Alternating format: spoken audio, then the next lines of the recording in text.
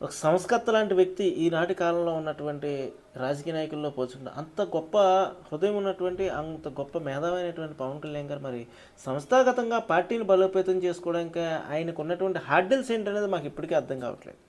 అంటే ఎప్పుడు కూడా ఓట్లు అనేవి జనసేన పార్టీకంగా స్పెషల్గా క్రియేట్ అవ్వవు, ఏంటి తెలుగుదేశం పార్టీకంగా స్పెషల్గా క్రియేట్ అవ్వవు, వైఎస్ఆర్సీపీ పార్టీకి స్పెషల్గా క్రియేట్ అవ్వవు. ఉన్న ఓట్లని దాన్ని మన వైపు మలుచుకునేటటువంటి శక్తి సామర్థ్యాలు ఉండాలి. ఆ ఉన్న వాళ్ళలో పవన్ కళ్యాణ్ గారు ముందు వరుసలో ఉంటారు.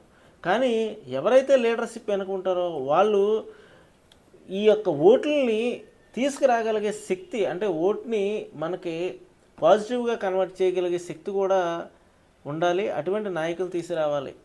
అది పవన్ కళ్యాణ్ గారు కూడా గ్రహించారు. అంతర్గతంగా పార్టీలో ఉన్నటువంటి ఒక సెక్షన్ ఆఫ్ పీపుల్ పార్టీ చుట్టూ ఒక కోటరీలాగా ఏర్పడి పవన్ కళ్యాణ్ గారి దగ్గరికి ఎవరిని తీసుకెళ్లే పరిస్థితి లేదా? ఓటు బ్యాంక్ అయితే పెరుగుతూ ఉంది ఈరోజు.